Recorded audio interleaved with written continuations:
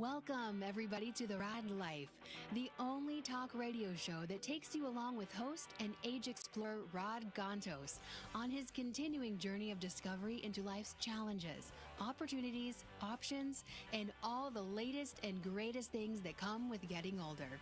The Rad Life is brought to you this week by Your Home for a Lifetime, a company dedicated to empowering you to stay safely, independently, and comfortably in your own home. And now here is your host, Rad Gantos. Rad Gantos. Hello out there, everybody. Paul, good afternoon. Good afternoon, sir. How are you? I'm good. I'm good. I see you're in your summer cargos. you know that my co-host Craig Sullivan on the Check Out California radio show. It's so new, I can't even remember the name. Check Out California radio show, which is a hospitality show we launched every other week after the Raad Life, which we do every week on Wednesdays. He actually was so taken by your cargo-ness. See? That he, I don't know whether it was promise or threatened that he would wear cargo pants. So I'm gonna, if next time, which will be next week, where we have the Check Out California show, check us out, because I'm going to be surrounded by two Irishmen that are 10 years my senior, wearing cargo pants. And if that 10 years, you're better. 10 years are better. Well, yes. And if that isn't worth tuning in on its own, tuning in on the show, then we'll have some other hospitality stuff for you too. That's right. But today, coming back to today, well, thanks for joining us on the Rad Life. Do you believe we're almost like 3 years we've been doing this? I can't believe it. Right. I'm aging in front of you. And I still actually have some people that are watching. So, maybe we're, doing something right. We're doing something right. But we've got a real treat actually today. And I can't wait to get into this topic, because it's something that I have been preaching for a long time. It goes beyond the print. It goes beyond the the resume or blah blah blah, all that traditional ways, especially with new media. And you're seeing it play out in front of us in traditional media, just on TV, like where people are just come out of nowhere and all of a sudden they're a personality, and everything they do is scrutinized and they're under the microscope and what have you. So anyway, we're going to be talking about branding. And we're going to be talking about branding with, are you in OC? You are in OC, right? Yeah. In Orange County, branding Costa guru. Mesa. Costa Mesa, just down the street. Yo, you had a long commute, didn't you? Yeah. Yeah, she just flew in. I was on time. That's an old joke. I almost did a Jack Benny right there, didn't I? That's hilarious. Okay. Jack Benny, go Google him. Go Google him, right. Yeah, if you don't know who that is. Yeah, I just flew in, and my arm's tired. Ann Bennett, who is a branding guru, and let's give people your website right off the bat. What's the website? It's Ann Bennett Marketing. Wow, really? I just decided, just like that? Well, yeah, it's a little bit of a story, but yeah, I just decided. I do want to talk to you about that though, but, right? Because there's an aspect to that, right? Like domain names and just people have a very short span of attention, and it's like don't confuse your brand. Don't make people have to work hard to find it, right? We'll talk about that. Yeah. As simple as a website address. So why don't we start, which we do on this show all the time, is give us a little background. Is this something that you've always done? Is this something you came to later on? I keep referring people back to something that I learned in business school from Peter Drucker, who said that people. You name dropper, you. Yeah, he's good. Peter Drucker, Claremont Graduate School. Yes. Okay. Just has to drop that in every show here. At the age of 20, went for an MBA. Something I learned from Peter Drucker. Peter and I were just sitting around having coffee one day, and yeah, Peter. Oh, Pete. Pete actually was a very monotone lecturer. Really? Yeah.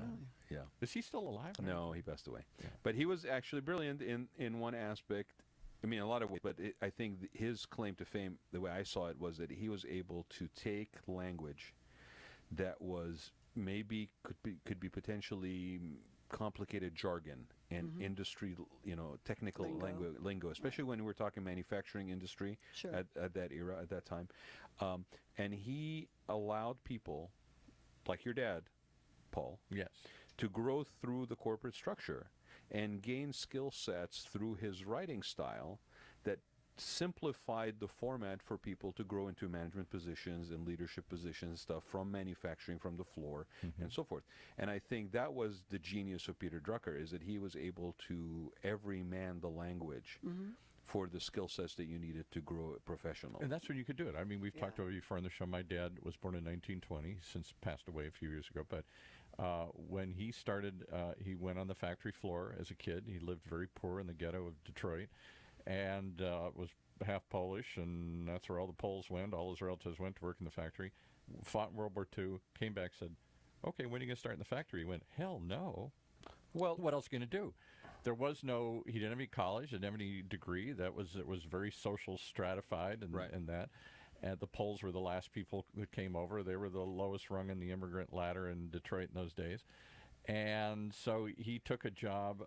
They were offering a few programs to flyboys. My dad was a bomber pilot, and Which is some of the similarities that are happening, actually parallels that are happening today, right? Yeah, with giving returning military and right. GI bills. Gave him a chance, and so then he became a district manager in Fargo, North Dakota. Had to look it up on a map because he'd never been outside the state or the city, and rose up to be a vice president of Chrysler Corporation without any college or anything, starting off on the factory floor. That stuff, I don't know if that happens. Yeah, actually, I'm gonna bring it around, because I think there's a lot of parallels that are taking place today that are similar to that. The industry is involved, maybe different. The we went from that to where, your generation, my generation, the parents basically saying that, you need to get that education under your belt, you need to get that degree framed on your wall in order to make it to the next level. That's what he thought. He was terribly embarrassed that he had missed all that. Right, but I think what's interesting about the world we live in today is that it parallels that time in that we have almost gone to the extreme.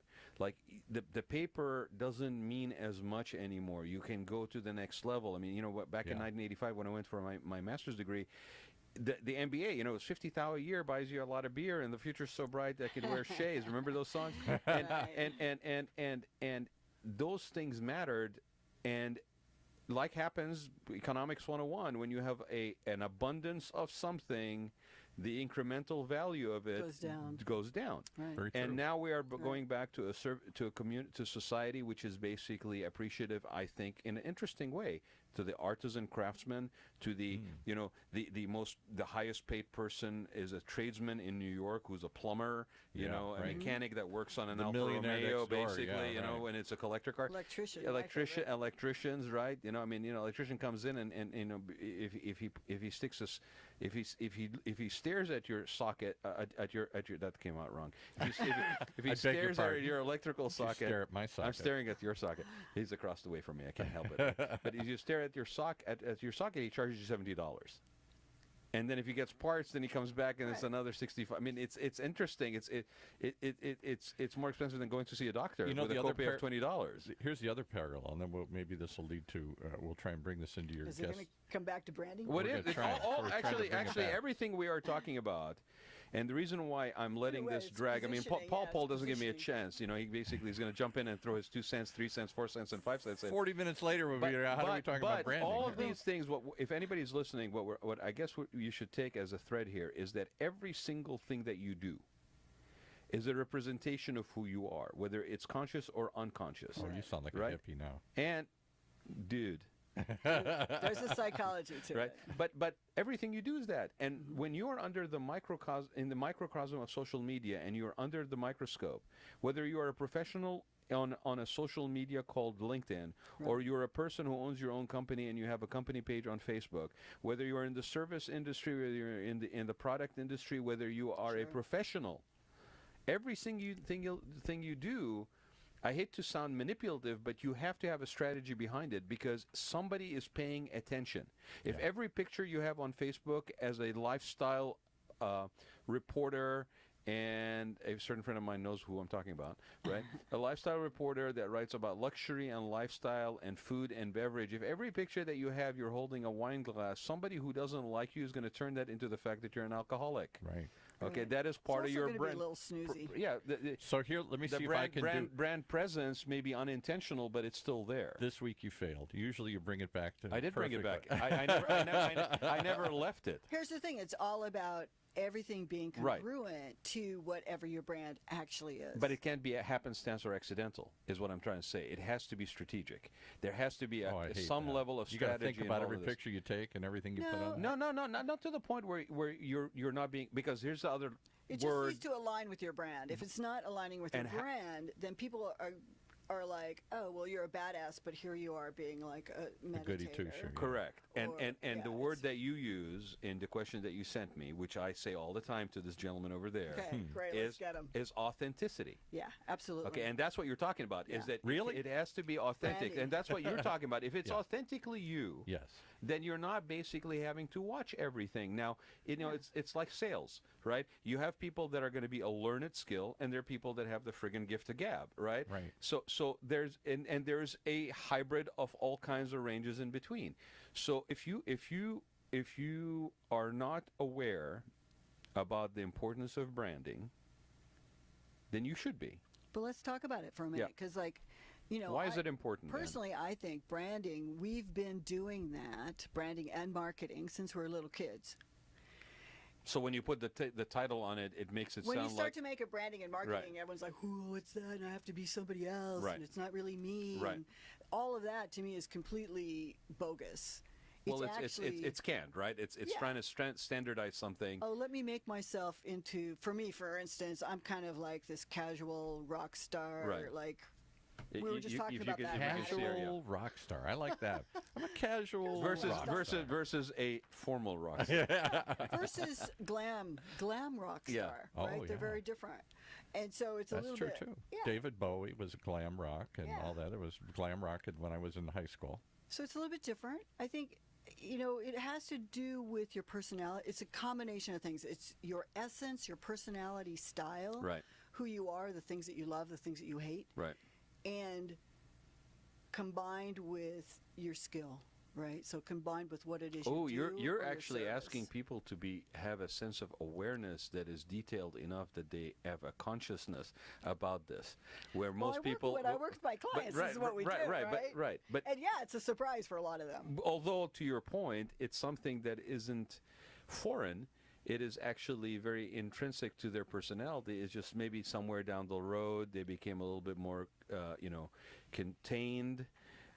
Maybe they lost their sort of sense of person in trying to conform and fit in. Go to school. I think when you're small, when you're a kid, you're just running around being excited. About life. I used to get chances to go and speak in front of an MBA class at Pepperdine. I'm not name dropping because it's appropriate, okay? and what we would do is that this professor was a service marketing professor, and he would give them an opportunity to do a spa as a concept, right? So it'd be an urban spa, resort spa, whatever. Right, what are you going to call it? Right. But the idea was to develop the concept, the integrated brand, if you will, right? And how you're going to basically differentiate it and the value propositions and all this stuff, right? Boy, it's really nice to talk to somebody across the table that gets this, and I don't have to explain all this thing. Right, understanding the language. Yeah. Unique value proposition, UPV, is not something you put on your skin in case, to protect yourself from the sun. It's not. It is not. It's not a sun lotion, right? It's unique value proposition. Right. But the thing about it is, I was presenting one time, and I would show them examples of my creative work, and here's how you differentiate a space, and this is sort of just branding in a box in three-dimensionality, and one guy was feverishly writing everything I was saying, and I'm like, I know I don't say enough interesting stuff for you to be taking down every word, right? And then he puts up his hand when I said, anybody has a question, and he goes, I have a question. How do you be creative? Yeah. Right. We can talk. That's how do you be creative? Give me the 3 steps. I'm like, I'm going to talk about that on my Facebook Live. Right, but I'm like, you might as well ask me how do I breathe, right? And I said, and then I turned around and I said, okay, so how many people in the class consider themselves creative? And there were like 2 hands that gingerly kind of went up, kind of skittishly at the back. Brag. I wasn't. No, I'm not sure. Kind of thing. It was that kind of. I don't know how to draw. Right.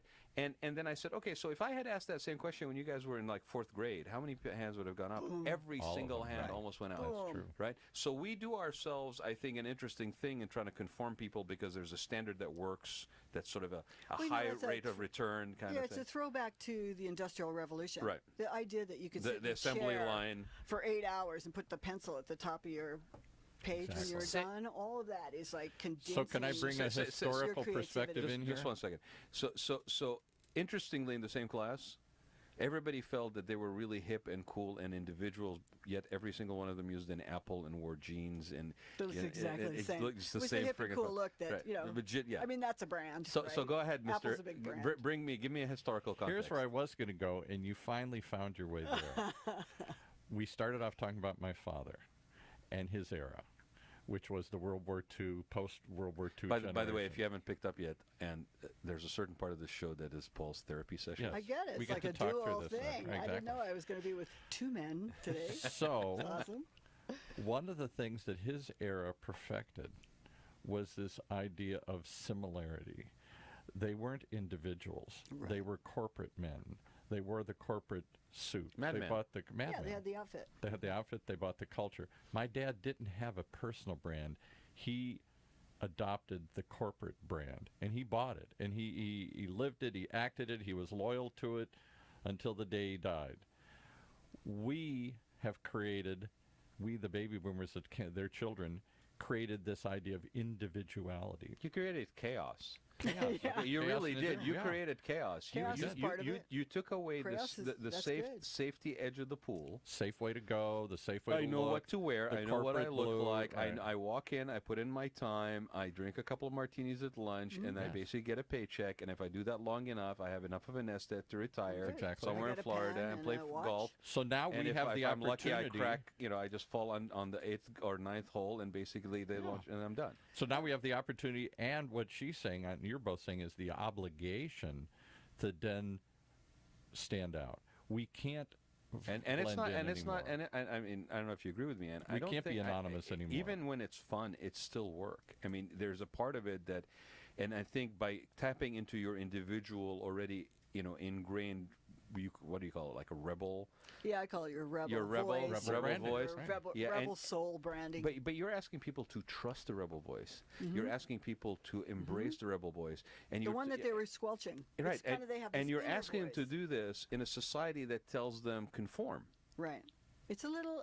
Or does it everything anymore? Is paradoxical, right? Yes, it still does, Paul. I think it still Sure. does. To a degree. To a Because my degree. dad's generation was all about conformity, and that's what strangled us. And I we're mean- not. We're going to be ourselves. We're going to find ourselves. We're going to Yeah, express I mean, it's a ourselves. little less than that. We were talking about the 60s, growing up in the 60s and 70s, and, Right. kind of the expression that was occurring, and the revolution, if you will, that was occurring in a sense. You mean by the same people that then went and lived in suburban houses and drove BMWs Yes, and called themselves yuppies? Right, who Yeah. later, transformed into something else as well.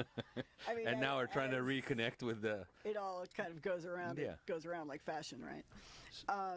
But I think, the point really is, it's true. It does take courage to brand, right? It takes I mean, courage it's an to make opportunity a for statement. personal growth, really, Yeah. right? To me, building a business is all about growth and development. It's Mm-hmm. the biggest growth and development program.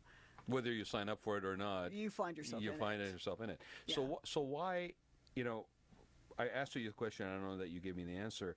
Did you always do this, or this is something that you did later on? Did you do something before? Well, I think that's How did you get into doing it's kind of this? interesting. Like, how did I get into it? I know as a child, I was always a little bit left of center in terms of what girls were supposed to do, Right.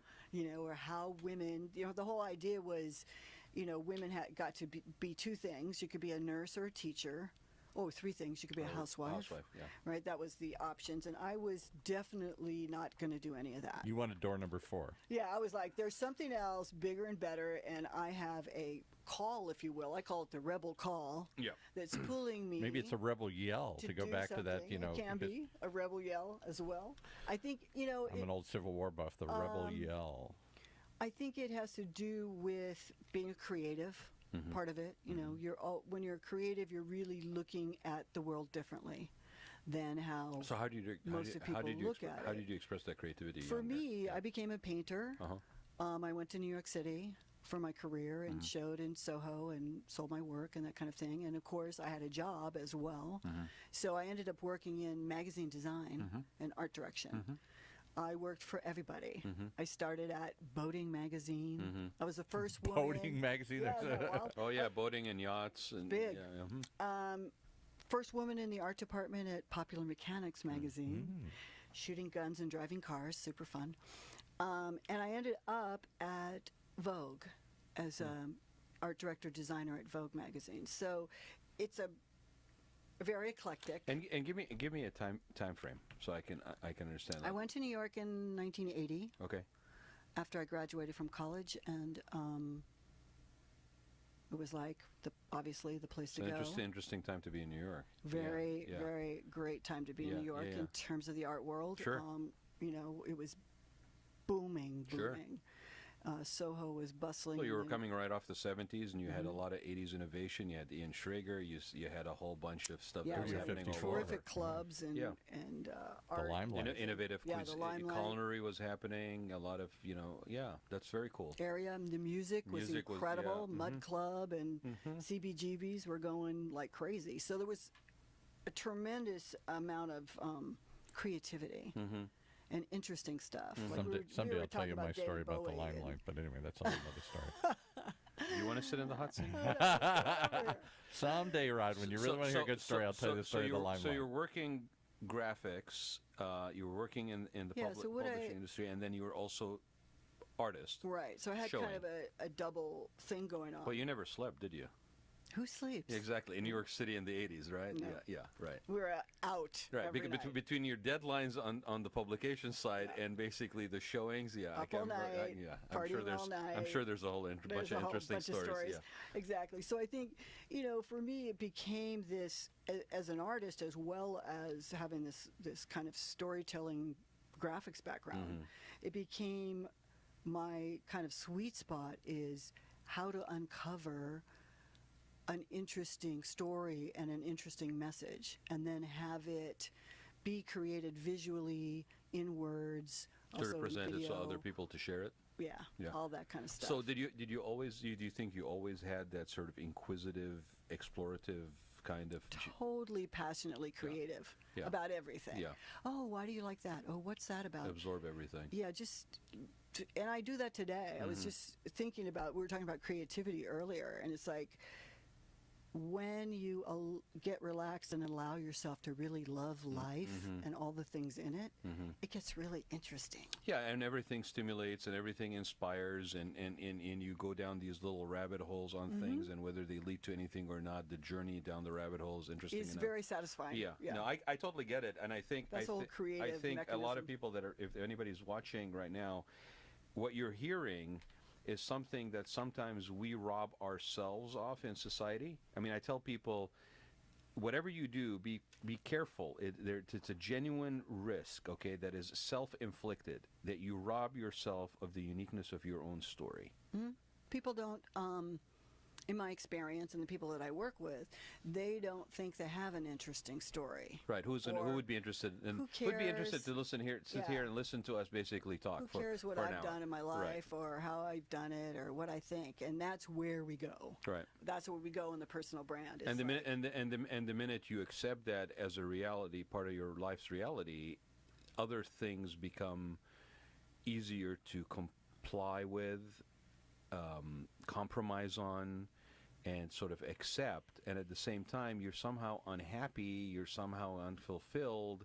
There's not really a sense of contentment regardless of what goals you achieve, and you really don't understand why this is how you're feeling, because you're basically ignoring that inner voice, that rebel voice that you have that is uniquely you.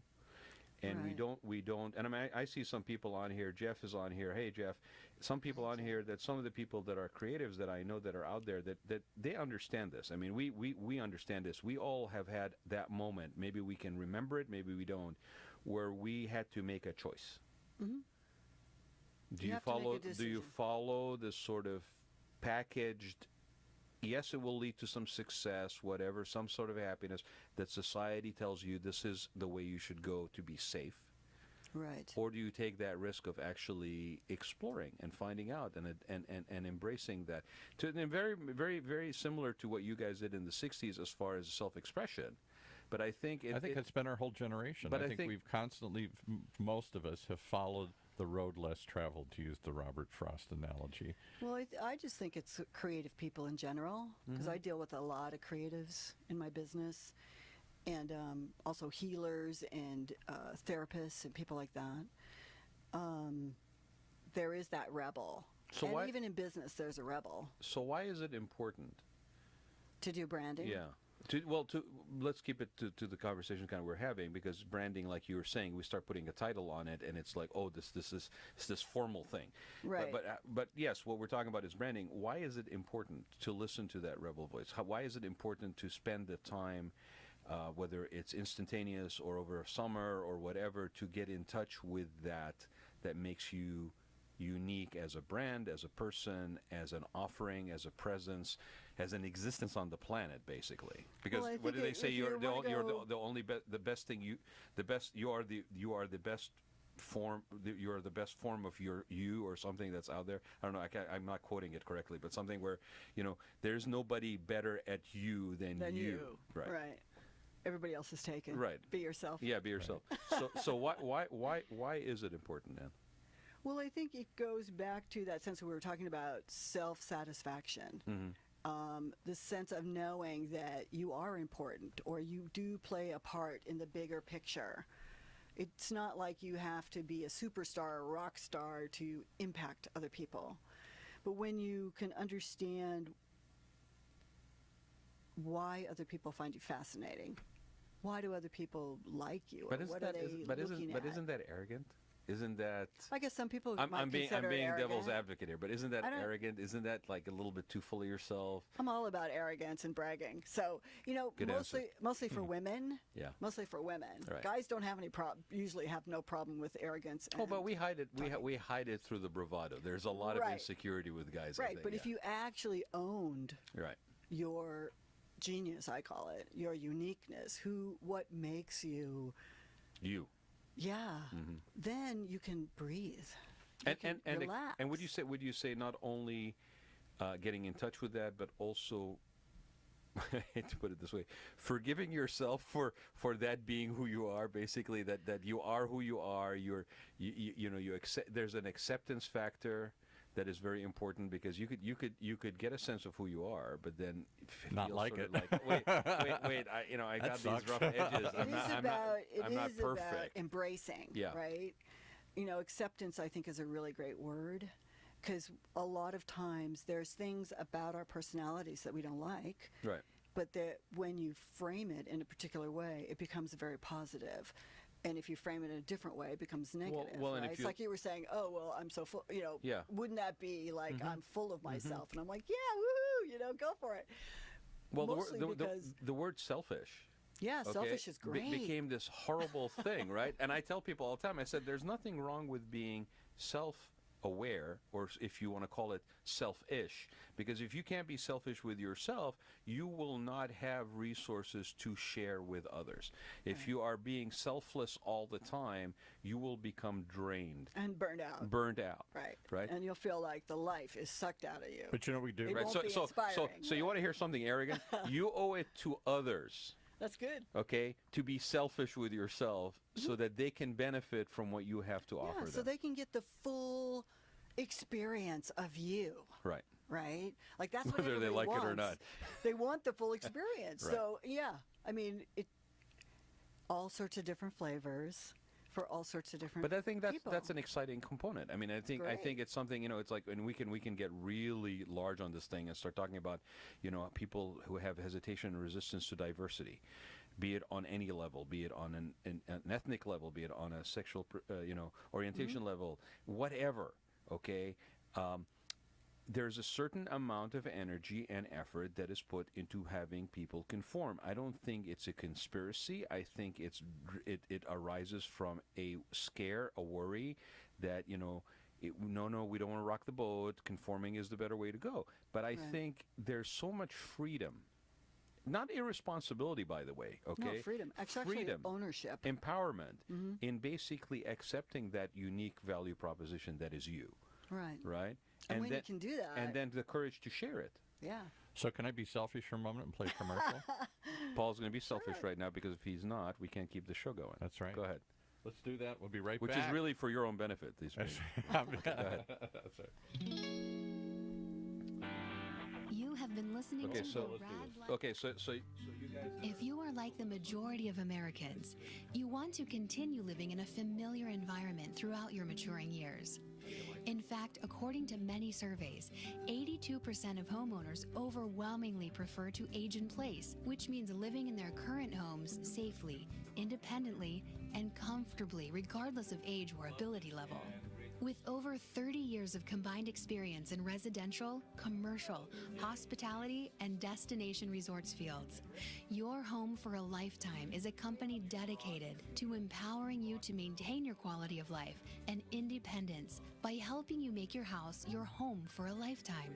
Do you want to reorganize or remodel your home? Okay, you ready? Do you want to add a full bathroom and possibly a bedroom on the main floor? Are you looking to make your kitchen more functional? Is an aging parent moving in, or your child is moving out, or even moving back in? Call Your Home for a Lifetime at 949-492-1872, or check them out on the web at yourhomeforalifetime.com. All right, here we go. And find out how they can help you make your house your home for a lifetime.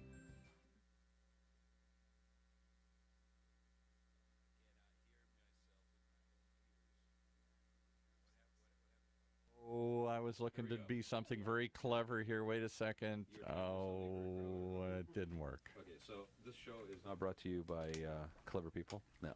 What were you trying to do, Paul? I was trying to play "He's a Rebel" by the Crystals. Oh, He's a Rebel by the Crystals. Okay. I would play "Born This Way" by Lady Gaga. Baby.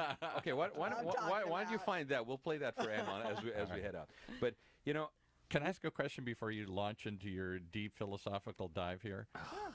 Are we the first generation, the baby boomer, because this is about aging, that totally threw out the rules and rewrote everything? We were hippies, then we were yuppies, and now we're something different, and we're trying to reimagine ourselves. And where does this take this into the next phase of life? Will we be rebranding ourselves to the day we die? Will we be experimenting and trying new things? Smart. Okay. If you want to be alive and vivacious and doing stuff, you would just keep rebranding. And not just alive as in like on sustainable living, but actually alive. yeah. And life support doesn't have to come with a machine. You do that to yourself sometimes. You just sustain. You don't thrive. Well, you want to take a stab at that, Ann, or do you want me to answer it? I mean, Paul's saying basically, and I think it's a moment of bravado and ego a little bit, that is it the baby boomers that were the first generation to actually risk and kind of go off the beaten path and kind of take the road less traveled? What do you think? Well, I think we were talking, this is so funny, we were talking about this before we started the show. I think it's an interesting way to think about it in the United States, particularly. But I was also saying to him, there's nothing new under the sun. I mean, I think it started with Socrates. That was probably original. Thank you. That's exactly. Right. I was going to say the same thing. I think, if anything, the encouraging thing about this is that there's always been people willing to look beyond something or around something. How about or Columbus? Through something else. You're going to fall off the edge of the earth if you did that. Yeah. So unless you're going to claim Columbus as a baby boomer, Paul, I think it's a part of the human spirit. Yeah. The go west young man, the explorers, the. Well, I was going to say, like Alexander the Great going in a different direction. I mean, the history book and literature. People breaking off and going in a different direction. Religion. Calvinism. I mean, there's so many examples of people that are not. And I don't know if it all comes down to the same motivation, but there's a certain amount of dissatisfaction with the status quo. Yeah. Individually or societally or on a greater scale. And whether through disruptive means or peaceful means or whatever, choosing to explore another option. Yeah, I think, it's interesting you said it because one of my favorite ads ever was the Apple Think Different. Mm-hmm. And it was all about that. It was like, here's all these crazy people, and they're the ones that are out kind of making the changes or doing things quite differently than others and making that impact. And I can totally relate to that. Well, and if that ad was not touching something, giving a voice to something that maybe had not been said or people didn't know how to express, it wouldn't have been successful. I mean, that's the other thing about effective advertising, right? Absolutely. Is if it touches and tunes into something that I have this feeling I cannot explain. I don't know what I'm going through, and then something speaks to me in such a way that's like, aha, they got me, right? Or, yeah. I think maybe this is a good point to transition to the importance of storytelling, because advertising. I mean, what's my favorite one now is the Boys to Men basically doing the little list of side effects from medication behind the pharmacist at CVS. You know, the woman walks up to the pharmacist and she's going to get a prescription, and he says, well, there's you know, there's a few side effects, and she goes, like what? And there's Boys to Men behind her, behind him. You're gonna be gassy, baby. Oh yeah. And they're singing all this stuff. Gassy, yeah. You know, and I think it's interesting that we tell stories. We've always told stories. Always. Paul and I have had this conversation Since the beginning of man. Right. Right. That it's really interesting Tribal stories. That's that what we you're have come almost full circle. We you know, call it even the Bible. You know, how did it actually get sent on from one generation to the other? It was storytelling, and it was the verbal storytelling before the written format, and then the written format came around, and now we've come full circle. We don't read anymore. We listen. We view. We look. Tell stories. We tell stories, and yet, as a society, we have a parallel thing that's happening, which is as in contact as that we are not connected. Well, that's an interesting observation. Right. People feel that they are not connected. Right. Even though I got 2,000 people on Facebook. I'm in contact with 2,000. Right. But the level of connection, the depth of connection is not there. The sitting down like we do. I mean, I tell Paul this all the time. Once a week, I get the pleasure to actually sit down and not have a to-do list. Or an agenda to follow. Turn off your phone. Right? That I could actually just have an exchange and not know where the road is going to take us, speaking of a low dress travel, and actually purposely not prepare for it. I mean, talk about having sort of, you're going to go in, you're going to hold interest for an hour, okay? You got to trust to a certain extent your ability to do that on an intrinsic level, but at the same time, also trust that it's a journey you want to take with a little bit of unknown risk involved. I don't know what you're going to say to me. I don't know what Paul's going to interject. I don't know where we're going to end up as a group of people that spend an hour together at the end of this, individually and people that we're sharing with. This storytelling, this Super documentation of our lives, right, which is happening even more so through things like live feeds on Facebook and things like that. It's not a new thing. It is an intrinsic human thing, I think, right? To share and to, it's in a sense wanting to be witnessed, in a sense. Interesting. But I think when it comes back to your comment about feeling disconnected or feeling unconnected, right? That's also when you can have interesting conversation that matters, when you can talk about things that you care about. You know, when I talk to people, I always say to them, in fact, I was just teaching this today, you know, what breaks your heart and what pisses you off is the basic foundation for your brand, right? For you as an individual. And you got to explain that. So let's say that again. Talk about that. Yeah, let's say that again. So it's what breaks your heart. What breaks your heart. Or what pisses you off. Or what pisses you off. What gets to you. That is it's the foundation. The foundations of your brand. Okay. So give me an example. Well, for instance, if we go back to the Apple, I'm sure, and Steve was very involved in certain kind of music and certain things, and I'm sure he was a little pissed off that he was in his garage, but he dropped out of, he left college, right? Yeah. He dropped out, and he was like, I'm in my garage doing this thing, and it's like, but he really kept tapping into his sense of thinking differently, being different, going about it in a different way. And Apple was going under before they did that Think Different ad. That's the thing that pushed them really out front. So I think in terms of connecting... Can I ask you a very technical question about branding? Having been a PR person for a bunch of years, and I get into this debate or argument. Everybody has an opinion, like a doctor. Yeah, that's right. Branding, being nice. Branding has been described as several different things. One, it can be your story. That's kind of what you're saying here.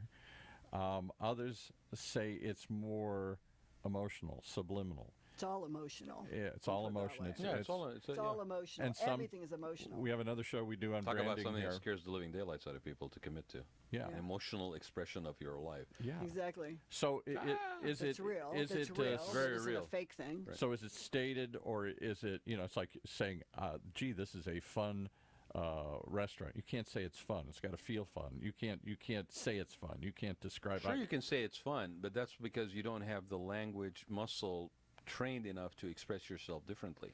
That's why there's certain words that people, it's interesting. It's like if I hear somebody tell me my work is interesting, I just want to basically gouge my eyes out. It's like, tell me what you like about it, what you don't like about it. I can take that. Interesting for me means nothing. Right. It doesn't really tell anything. What pisses you off and what... it doesn't put you on the edge when you say interesting. Right. Yeah. Or that's nice. It's kind of like But interesting. I think to Ann's point, and to what you were saying too, I went and saw a presentation at UCI one time at their little incubator space, and the guy basically was talking about, and he had a slide, and I took a picture of it, and I use it on my Facebook cover page every once in a while. It said, invest in emotion. It's all emotion, yeah. Invest in emotion. Right. I think branding is emotion. And but investing in emotion is super, super important. Yeah. But then we have other people, we do this branding show, and they talk about all the time, branding to them is the promise. Branding is what, if I buy this, I'll feel this way. If I buy this, but I don't think that's a sustainable approach. It's a promise of what you will deliver. If I get this, it's going to have a certain quality. Apple had a promise that it was going to be. You're going to be hip and cool. You're going to be hip and cool. But would cutting edge. Would promise be a stronger word, or aspire be a stronger word? Because one is emotion-filled, a little bit stronger. Right? One is more emotion-filled and action-based, and it's you personally engaged. Promise is somebody giving you something. Aspire is something you have empowerment to approach. And I've told you this. I mean, a friend of mine who used to work for Merrill Lynch said that when they trained them, they trained them to basically that every sales situation is motivated by fear or greed. And on some basic issue, right? Gain or loss. Exactly. It's the old cycle, but yeah. Where we're at today, and I see paradigm. this on the retail side of it, especially with luxury products or services, is that people buy for two reasons. They either buy to affirm, or they buy to aspire. You said that before. I thought right. that's very clever. But the difference is that those new words, affirm and aspire, are really dependent on the person. Yes, and I think also when you're talking about that, luxury items, you're naturally, it's a certain level. You're reaching for something, yeah. Certain level of people, and they're going to be inspiring to something, or they're aspiring to something, and they're going to be affirming. But I something. think that applies. I think this day and age, especially with the sort of the universal exposure or overexposure, if you will, to other people's life standards, lifestyles. Somebody selling falafel on a beach in Trinidad because they chose to drop out and basically go do something out of the ordinary. Who doesn't want to be inspired? Let me put it that way. Right, and I think aspiring could be to smaller goals. Mm-hmm. Or maybe less price tag goals. Okay, maybe more personal, but there's an aspiration factor. I mean, I aspire to be the first person in my family to go to college somehow. I am affirming that I have achieved. I think the interesting thing is that speaks to me about the change in the dynamic of society. Mm-hmm. I think it's the conscious level. Yeah, it's there's a consciousness level. Right. Yeah, there's a consciousness happening. We call it, for lack of better, we call it like conscious marketing. Right, and everybody it's more about the dream or what you're wanting to create than it is the pain point. Let's say. So what's interesting about that, because when I went to business school, there was a thing about it was almost like subliminal unconscious. Like they wanted to put product in places for you and tempt you with them in times when you would be almost like a rat in a maze. Open, You're basically easy pickings, basically easy pickings. We're pretty educated now around all that.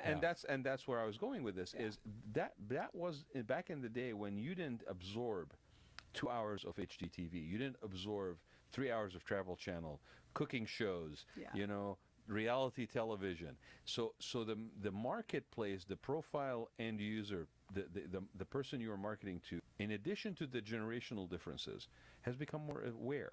Absolutely. More educated, more aware. And that was getting to my point. I don't want to be manipulated. Branding used to be subliminal. Yeah, and it was mostly going back to authenticity again and the importance of authenticity. Branding used to be, in my opinion, subliminal. It was, therefore, imagery. You saw the horse, the girl on the horse with her hair flowing. Actually, it was illegal to do subliminal advertising. Well, yeah, I remember. It is true. But the idea is that the Wait, girl, was there a flash of a boob there in the Coca-Cola ad?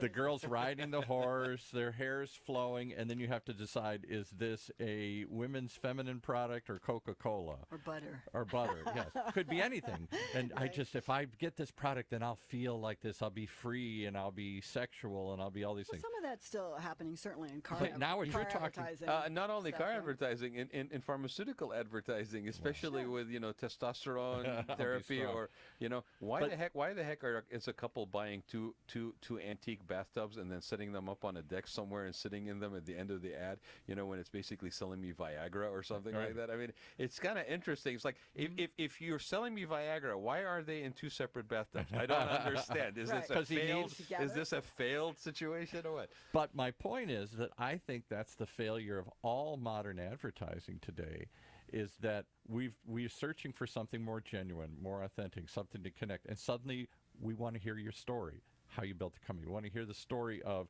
whether you're corporate, all the companies that came out of garages. Right. Real. We want to hear. Stuff. We want to hear the story becomes more important than the imagery, the aspirational imagery. But the story better be authentic. Better be authentic, yeah. Because people have a bullshit big one right now. Right. Super big. Yeah. So the thing with the story like that, and I teach my clients to write stories and how to use a personal story in their marketing, their advertising. It is a story. It's like a movie based on your life, right, or the truth. It's embellished somewhat to create that excitement or that sense of curiosity or what else is going to happen. If your life is not exciting for you, how can you expect to engage somebody else as being that is exciting for them? I mean, you need to have a handle on your material. You have to understand I work a lot with coaches and authors and speakers, things like that, and people in the health industry. You have to understand that some of the stories won't be interesting, but you need to write anyway. But there's a way to set your story up. I believe in my favorite thing is this, what I call the vivid story, or the story that's happening in the moment. So when you tell a story to someone, you're taking them on a journey. It's an emotional, back to emotions, an emotional journey. So you want to start with a interesting lead in, and if you notice on the commercials, they're doing it all the time now. They're telling stories. Oh, it was a day like any other day until all of a sudden I hit the lottery, right? Mayhem. Right, and then all hell broke loose. Right, exactly. But I think, so you lead somebody in with an interesting line, and then you start to tell a story about what you're talking about. So a lot of times, like, I use my personal life, what it was like for me in high school to be, left behind. I wasn't a good writer. I was dyslexic. I didn't really communicate well. And it's ironic that that's what I do now. So let's focus on that for a second, if I can. How do you think that was that a motivator for you? That was it a conscious motivator for you because that was part of your experience, that was part of your story, that you chose to write a different chapter, or was it just happenstance that you ended up doing that? That's an interesting question. I think I have them every once in a while. Yeah. I know that I'm driven. We were talking about what drives people, and people are driven by different things. And it's kind of like, I call it, your purpose. Sometimes there's the one purpose you don't know about, and then there's the other purpose that you wish that's the one you had. But sometimes you don't even know you don't even know the difference between the two until you have actually transitioned to a certain point. You've experienced enough to have the ability to discern, because it's like the old statement. It's like, you can think you would react in a certain way under certain circumstances all day long. You could think of it for years, but the only time you really know is when it actually happens. You find yourself in it. Right? You're experiencing it. So I think for me, when I was younger, I had no idea. I just knew I was dyslexic, so I chose to go visual instead of to words. Yeah. And as I got older, it became more about words, telling stories, and interesting. Going in that direction. And what I understand about it for myself is. But you went through the path of visual. I think you got a real good handle on visual that possibly gave you a sense of being able to communicate and no longer be feeling limited because you are dyslexic. And then now here we are basically going back and engaging in this thing that was a little bit of a problem, but you have the strengths and shoring up of the fact that you can communicate visually. And guess what? There's spell check. Well, right, exactly. Well, but again, it's I come culturally. I come from, I was born and raised in the Middle East. There's language is different. There's what they call Latin languages versus other languages that are not as descriptive. And I find myself actually using what I learned from just literature and grammar and stuff from a different language base. I use that in my English communication, but it actually provides me a very strong strength because I understand the strength of visual imagery. And so I am involved in a visual environment, building places and putting in, like experiences. We say we don't design interiors, we design experiences. But then taking that and having to describe it. If I was going to do that without having a very strong foundation and strong sense of self in the visual implementation, I think it would be hard. And so sometimes the road to get to where you need to get to is not something you are aware of, because in 1990, or when I was in business school, if you had told me I was going to spend 10 years or 15 years, now 20 years almost, doing interior design, I'd say you're crazy. Right. I was going down the path. I was going to do a master's degree. I was going to go get that job with a pharmaceutical company or something. Maybe in 10 years I'd go to a nonprofit, executive director position. That was my path. And then I couldn't go down that path anymore. And then so, hey, made another choice. Here's a certificate program for the summer for Interior Designers Institute down the street. Next thing I know, I'm doing it for 20 years, right? But it's really interesting. I don't know how we do this. I don't know how we as a society encourage people at a very impressionable point in their life to take that risk or provide them somewhat of a path. I mean, I don't know even if it's something that can be done, because in the big part of it, it's your own personal journey, and you're going to want to have that path, and you're going to take that path when you're ready to take that path, or whatever that path may be. And so maybe trying to encourage people to do it is not right. I mean, how do you encourage the people that you work with? You're talking about life coaches, you're talking about people that you're working with. These are people that already have a sense of awareness, and yet you're working, and yet you're working with them to get them to that level. They have to go deeper, actually. They don't have the same orientation as I do, so they're really, really good at what they do. Really good, right? Okay. When they're working with another person. Yeah. But when I turn, it's like turning the mirror. I put the mirror on, I put the light on them, and they're like... The photographer that's the subject now versus behind the camera? Is it okay for me to... It's about being seen, right? So part of it is about being seen and being known for what it is you do, so that people can understand, oh, you could actually help me, which is awesome. So what would you... I mean, you and I, and we said this during the break, you and I could sit down here and talk for hours about this particular topic and see where the roads go. And I think we should probably plan on having you back and talking about this further, because I don't think people really hear this conversation enough, and for whatever encouragement they may get out of hearing this discussion and exchange, I think there's a lot of value in having this out there. But I want to ask you, if you were to share with people both about the importance of branding, importance of storytelling, what would be like 3 things you want to have them take away from this show, or 2 things? Well, what do we want to leave them with? I think it's really, and it is scary, right? So it's something that we're generally not used to. However, when you can ask yourself those questions, what pisses me off, what breaks my heart, what am I like when I'm in the zone with somebody and I'm truly, truly connected to either another person or to my work what are the characteristics? What shows up? Like, what are you about? Are you like super focused? Are you funny? Are you a geek? Are you like a science geek? You know, you want to take what kind of personality type are you, which is really important. And accept it.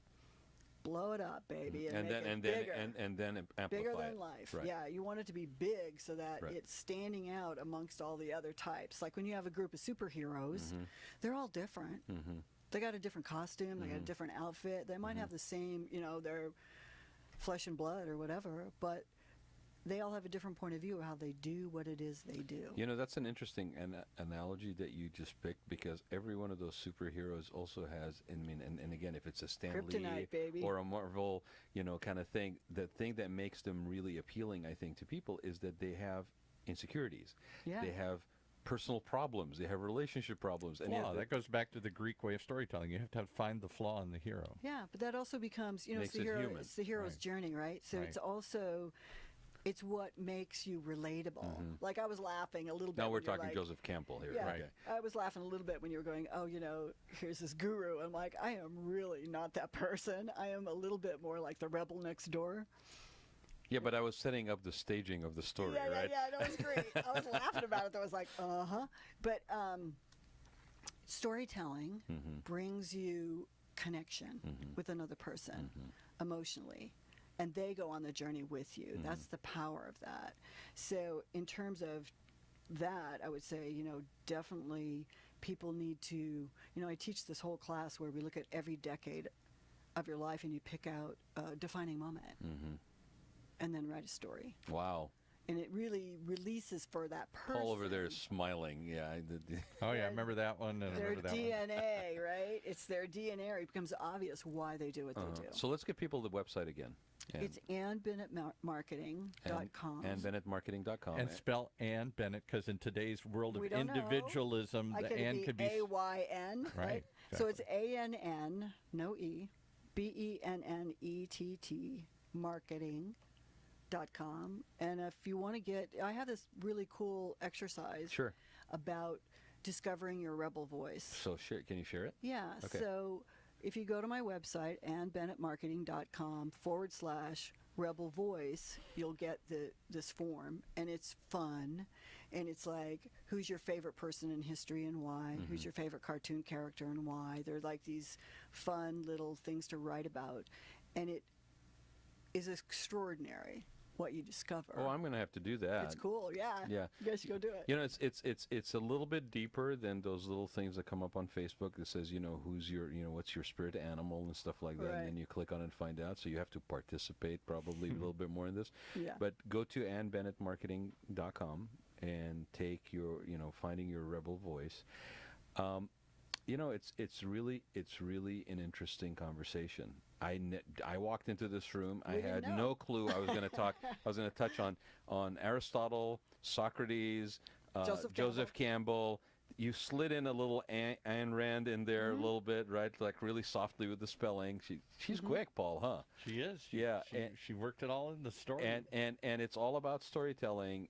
I will add one thing. And again, I'm sharing this from personal experience on doing this show. Okay, put yourself in situations where either you engage with people that you don't know, or put yourself in situations where you are delving deeper with people that you do know about things that you don't usually talk about. Right. Okay? You want to really have juicy conversations about things that you care about. Juicy. You define what juicy means, right? Take it wherever you want. You take it wherever you want. But I will tell you this: it's not just because you are inquiring. And remember, 2 ears, 1 mouth. So listen twice as much as you speak. But you know, you wouldn't know that listening to the show, right? I will admit that, right? But listen as well as share. But I'll tell you what's going to happen. It's not just about you finding about them or them finding out about you. What I have found, my experience of doing the show 3 years, is it really has given me a better understanding of me. Because every time you have those conversations with somebody, there's a part of you that gets reflected back. Yeah, absolutely. Especially if you have an awareness of it, if you're not just going through the motions. And I don't care who you are, you cannot engage people for an hour over drinks or lunch, and being genuinely open and willing to engage, okay? Not just the 8x10 kind of engagement, and not come out of that with some sort of awareness gain on your own part. So thanks for being here, Ann. Thanks for having me. Really, it's totally fun. Really we could fun. be talking about this forever. Yeah, really, really fun. And join us next week as Paul shows his rebel voice. I like that too. This will work. Yeah, this works. Okay. It's not Gaga, but yeah, it's all right. You know, I don't think we're going to get him to go Gaga. Not in cargo shorts. But I love Bowie. Gaga wouldn't have him play her. Okay. I love Bowie. But join us next week at the Rad Life on Wednesdays, always at 12 to 1. And next week at 1 to 2, we'll have another episode of Check Out California with my co-host Craig Sullivan. Thanks everybody for being with us. I really have to say I have a lot of favorite shows on episodes on the show and guests, but this was really fun. This was really, really fun. There's a lot of stuff that I eat and breathe, and to be able to talk about it this way, remember, storytelling. You are the brand of you. There is no such thing as being you is the strongest brand you can be. And be engaged. Be engaged. Be empowered in actually developing that brand of you. It's an exciting journey of exploration, I think. Super fun, super creative, and then people start to love their marketing. And yeah, exactly, and develop it with authenticity of reflection of who you are. And if you're interested, check out again Ann Bennett marketing.com. And I'm sure she will share with you as exciting a time as she just shared with me. I had a blast, seriously. Awesome. Thank you so much for being here. Thank you so much. Thanks, everybody, for joining us.